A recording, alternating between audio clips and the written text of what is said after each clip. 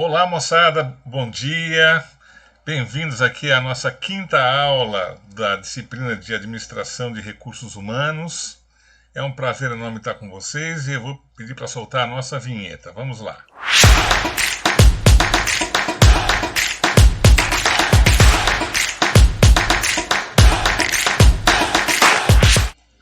Legal, gente.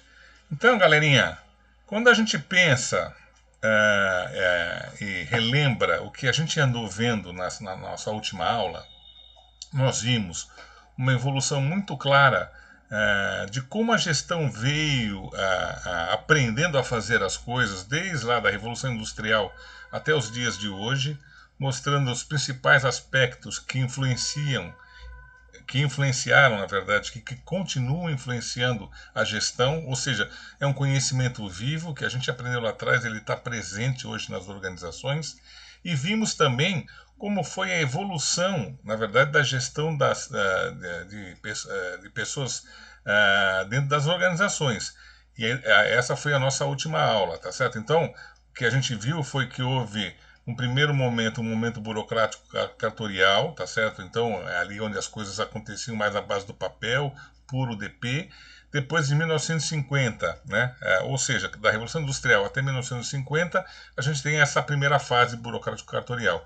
De 1950, e é uma data importante, lembre-se da história da gestão que a gente viu, ao final da Segunda Guerra Mundial, após a Segunda Guerra Mundial, início ali da reconstrução dos mercados, onde a gestão toma um outro tipo de aspecto.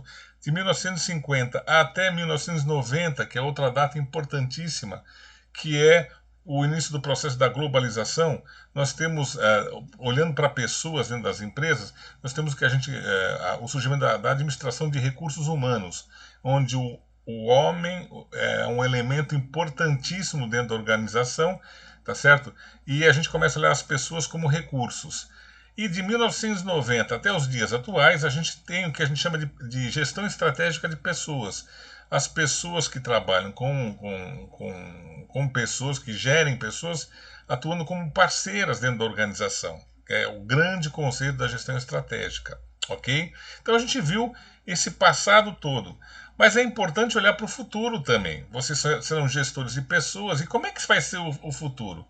Para mostrar um pouquinho desse futuro, eu trouxe aqui um vídeo, tá certo?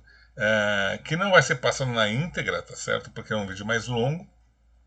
Mas ele mostra um pouquinho do que é importante a gente pensar trazendo para a gestão de pessoas, ok? Então vamos lá. Vou soltar o vídeo para vocês. Bom vídeo, boa caminhada. Vamos lá.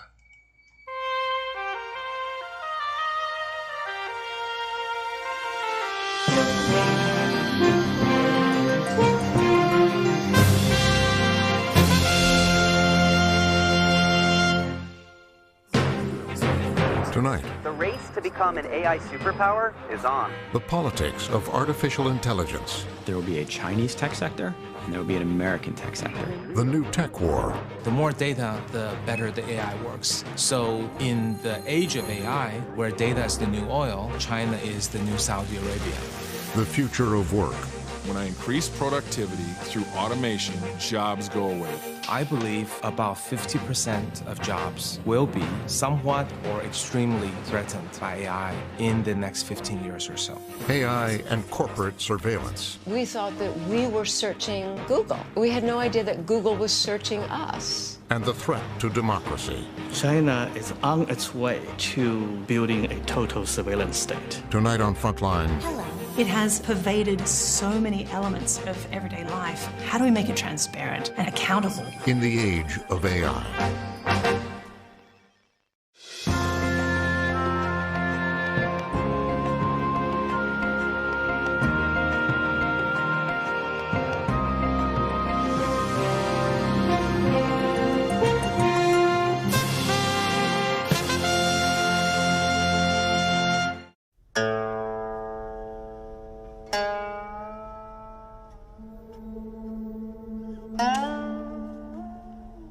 This is the world's most complex board game.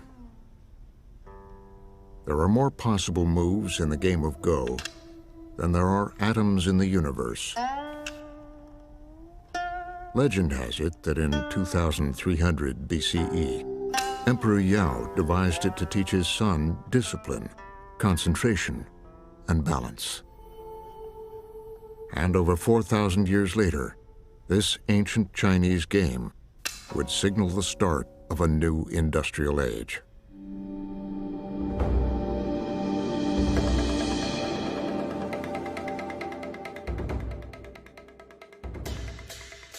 It was 2016 in Seoul, South Korea. Can machines overtake human intelligence?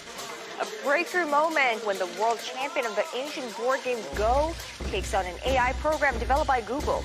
여전히 자신감은 있는 상태구나. 아무래도 역시 아직은 인간의 직관력이나 이런 감각들을 컴퓨터인 인공지능이 따라오기에는 약간 무리가 있지 않나 이렇게 생각을 해서 In countries where it's very popular, like China and Japan and South Korea, to them Go is not just a game, right? It's like how you learn strategy.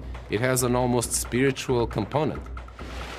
You know, if you talk to South Koreans, right, and Lee Sedol is the world's greatest Go player, is the national hero in South Korea, they were sure that Lee Sedol would beat AlphaGo hands down. Google's AlphaGo was a computer program that, starting with the rules of Go and a database of historical games, had been designed to teach itself. I was one of the commentators at the Lee Sedol games. And yes, it was watched by tens of millions of people. Throughout Southeast Asia, this was seen as a sports spectacle with national pride at stake. But much more was in play. This was the public unveiling of a form of artificial intelligence called deep learning that mimics the neural networks of the human brain. So what happens with machine learning or artificial intelligence, initially with AlphaGo, is that the machine is fed all kinds of Go games. And then it studies them, learns from them, and it figures out its own moves. And because it's an AI system, it's not just following instructions, it's figuring out its own instructions. It comes up with moves that humans hadn't thought of before. So it studies games that humans have played, it knows the rules, and then it comes up with creative moves. 와, 정말 생각지도 못한. That's a very surprising move. I thought it was a mistake. Game 2, Move 37. That move 37 was a move that humans could not fathom, but yet it ended up being brilliant and woke people up to say, wow, after thousands of years of playing, we never thought about making a move like that. Oh, he resigned. It looks like Lee Sedol has just resigned, actually. In the end, the scientists watched their algorithms win 4 of the games. Lee Sedol took 1. What happened with Go, first and foremost, was a huge victory for DeepMind and for AI, right? It wasn't that the computers beat the humans. It was that, you know, one type of intelligence beat another. Artificial intelligence had proven it could marshal a vast amount of data beyond anything any human could handle and use it to teach itself how to predict an outcome. The commercial implications were enormous. While AlphaGo is a toy game, but its success and its waking everyone up, I think, is going to be remembered as the pivotal moment where AI became mature and everybody jumped on the bandwagon. This is about the consequences of that defeat. How the AI algorithms are ushering in a new age of great potential and prosperity. But an age that will also deepen inequality, challenge democracy, and divide the world into 2 AI superpowers. Tonight, 5 stories about how artificial intelligence is changing our world.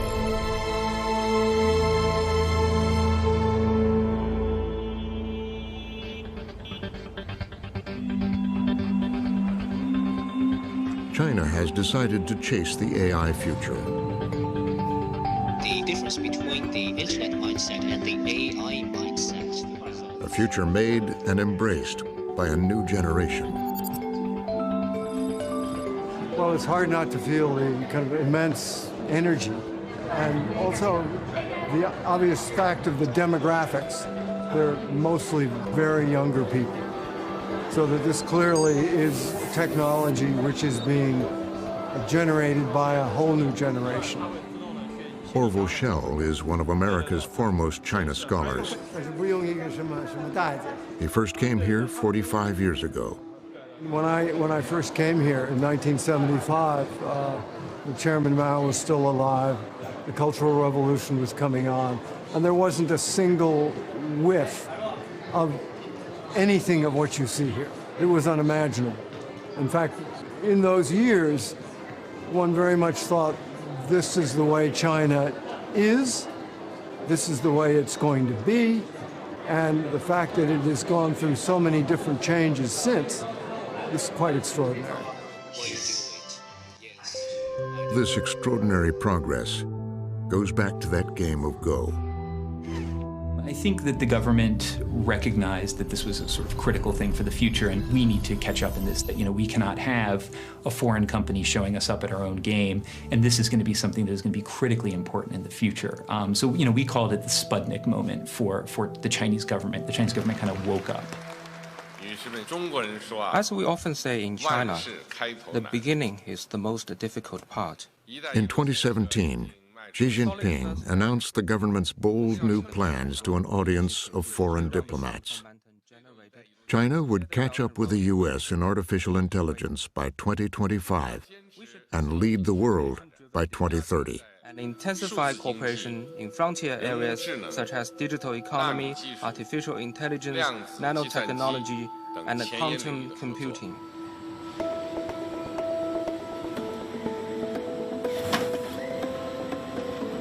Today, China leads the world in e-commerce. Drones delivered to rural villages. And a society that bypassed credit cards now shops in stores without cashiers, where the currency is facial recognition. No country has ever moved that fast. And in the short 2.5 years, China's AI implementation really went from minimal amount to probably about 17 or 18 unicorns, that is billion-dollar companies in AI today. And that progress is hard to believe. The progress was powered by a new generation of ambitious young techs pouring out of Chinese universities, competing with each other for new ideas, and financed by a new cadre of Chinese venture capitalists. This is Sinovation, created by US-educated AI scientist and businessman Kai-Fu Lee. Well, these unicorns, we've got 1, 2, 3, 4, 5, 6 in the general AI area. And unicorn means $1 billion company, a company whose valuation or market capitalization is at $1 billion or higher. I think we put 2 unicorns to show $5 billion or higher. Kai-Fu Lee was born in Taiwan. His parents sent him to high school in Tennessee. His PhD thesis at Carnegie Mellon was on computer speech recognition, which took him to Apple. Well, reality is a step closer to science fiction with Apple Computer's new developed program that'll... And at 31, an early measure of fame. And Kai-Fu Lee, the inventor of Apple's speech recognition technology. Casper, copy this to make right 2. Casper, paste. Casper, 72-point italic outline. He would move on to Microsoft Research in Asia and became the head of Google China. 10 years ago, he started Sinovation in Beijing and began looking for promising startups and AI talent. So the Chinese entrepreneurial companies started as copycats, but over the last 15 years, China has developed its own form of entrepreneurship. And that entrepreneurship is described as tenacious, very fast, winner-take-all, and incredible work ethic. I would say these a few thousand Chinese top entrepreneurs, they could take on any entrepreneur anywhere in the world. Entrepreneurs like Cao Shudong, the 33-year-old CEO of a new startup called Momenta. This is a ring road around Beijing. The car is driving itself.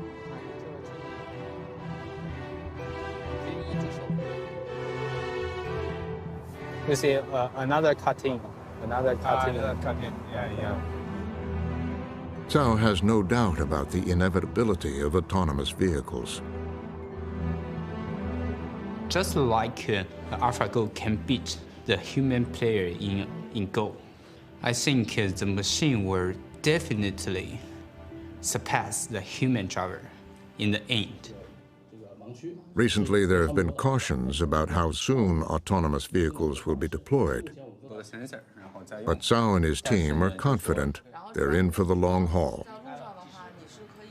US will be the first to deploy, but China may be the first to popularize. It's 50-50 right now. US is ahead in technology. China has a larger market, and the Chinese government is helping with infrastructure efforts. For example, building a new city the size of Chicago with autonomous driving enabled, and also a new highway that has sensors built in to help autonomous vehicle be safer. Their early investors included Mercedes-Benz. I feel very lucky and very inspiring and very exciting that we're living in this era. Life in China is largely conducted on smartphones. 1 billion people use WeChat, the equivalent of Facebook, Messenger, and PayPal, and much more combined into just one super app. And there are many more. China is the best place for AI implementation today because the vast amount of data that's available in China. China has a lot more users than any other country, 3 to 4 times more than the US. There are 50 times more mobile payments than the US. There are 10 times more food deliveries, which serve as data to learn more about user behavior than the US. 300 times more shared bicycle rides. And each shared bicycle ride has all kinds of sensors submitting data up to the cloud. We're talking about maybe 10 times more data than the US. And AI is basically run on data and fueled by data. The more data, the better the AI works. More importantly than how brilliant the researcher is working on the problem. So in the age of AI, where data is the new oil, China is the new Saudi Arabia. And access to all that data means that the deep learning algorithm can quickly predict behavior, like the creditworthiness of someone wanting a short-term loan. Here is our application, and the customer can choose how many money they want to borrow and how long they want to borrow, and they can input their data here, and after that, you can just borrow very quickly. The CEO shows us how quickly you can get a loan. It has done. It takes an average of 8 seconds. It has passed to banks. Wow. Yeah, our job is finished. In the 8 seconds, the algorithm has assessed 5,000 personal features from all your data. 5,000 features. That is related with the delinquency. When maybe the banks only use few, maybe 10 features when they are doing their risk management. Processing millions of transactions, it'll dig up features that would never be apparent to a human loan officer. Like how confidently you type your loan application. Or, surprisingly, if you keep your cell phone battery charged. It's very interesting. The battery of the phone is related with their delinquency rate. Someone who has much more lower battery, they get much more dangerous than others. It's probably unfathomable to an American how a country can dramatically evolve itself from a copycat laggard to all of a sudden to nearly as good as the US in technology. Like this facial recognition startup he invested in. MEGV was started by 3 young graduates in 2011. It's now a world leader in using AI to identify people. It's pretty fast. For example, on the mobile device, we have timed the facial recognition speed. It's actually less than 100 milliseconds. So that's very, very fast. So 0.1 second that we'll be able to recognize you, even on a mobile device. The company claims the system is better than any human at identifying people in its database. And for those who aren't, it can describe them. Like our director, what he's wearing, and a good guess at his age, missing it by only a few months. We are the first one to really take facial recognition to commercial quality. That's why in Beijing today you can pay for your KFC with a smile. You know, it's not so surprising. We've seen the Chinese companies catching up to the US in technology for a long time. And so if particular effort and attention is paid in a specific sector, it's not so surprising that they would surpass the rest of the world. And facial recognition is one of the first places we've seen that start to happen. It's a technology prized by the government, like this program in Shenzhen to discourage jaywalking. Offenders are shamed in public, and with facial recognition, can be instantly fined. Critics warn that the government and some private companies have been building a national database from dozens of experimental social credit programs. The government wants to integrate all these individual behaviors or corporations' records into some kind of a matrix and compute out a single number or set of number associated with an individual, a citizen, and using that to implement a incentive or punishment system. A high social credit number can be rewarded with discounts on bus fares. A low number can lead to a travel ban. Some say it's very popular with the Chinese public that wants to punish bad behavior. Others see a future that rewards party loyalty and silences criticism. Right now, there is no final system being implemented. And from those experiments, we already see the possibility of what this social credit system can do to individual. It's very powerful, Orwellian-like, and it's extremely troublesome in terms of civil liberty. Every evening in Shanghai, ever-present cameras record the crowds as they surge down to the Bund, the promenade along the banks of the Huangpu River. Once, the great trading houses of Europe came here to do business with the Middle Kingdom. In the last century, they were all shut down by Mao's revolution. But now, in the age of AI, people come here to take in a spectacle that reflects China's remarkable progress and illuminates the great political paradox of capitalism taken root in the communist state. People have called it market Leninism, authoritarian capitalism. We are watching a kind of a Petri dish in which an experiment of, extraordinary importance to the world is being carried out. Whether you can combine these things and get something that's more powerful, that's coherent, that's durable in the world, whether you can bring together a one-party state with an innovative sector, both economically and technologically innovative, and that's something we thought could not coexist. As China reinvents itself, it has set its sights on leading the world in artificial intelligence by 2030. But that means taking on the world's most innovative AI culture.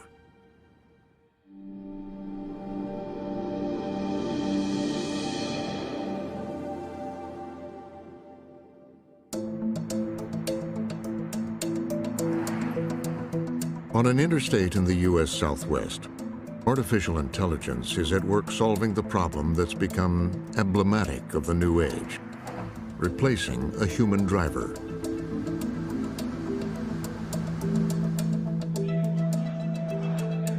This is the company's CEO, 24-year-old Alex Rodriguez. The more things we build successfully, the less people ask questions about how old you are when you have working trucks. And this is what he's built. Commercial goods are being driven from California to Arizona on Interstate 10. There is a driver in the cab, but he's not driving. It's a path set by a CEO with an unusual CV. Are we ready, Henry? The aim is to score these pucks into the scoring area. So I did competitive robotics starting when I was 11, and I took it very, very seriously. To give you a sense, I won the Robotics World Championships for the first time when I was 13. Been to Worlds 7 times between the ages of 13 and 20-ish. I eventually founded a team, did a lot of work at a very high competitive level. Things are looking pretty good. This was a prototype of sorts, from which he has built his multi-million-dollar company. Hadn't built a robot in a while, wanted to get back to it, and felt that this was by far the most exciting piece of robotics technology that was up and coming. A lot of people told us we wouldn't be able to build it, but knew roughly the techniques that you would use. And I was pretty confident that if you put them together, you would get something that worked. Took the summer off, built in my parents' garage a golf cart that could drive itself. That golf cart got the attention of Silicon Valley and the first of several rounds of venture capital. He formed a team and then decided the business opportunity was in self-driving trucks. He says there's also a human benefit.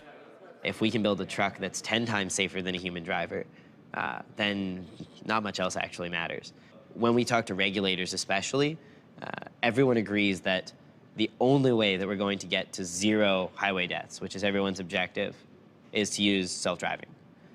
And so I'm sure you've heard the statistic, more than 90% of all crashes have a human driver as the cause.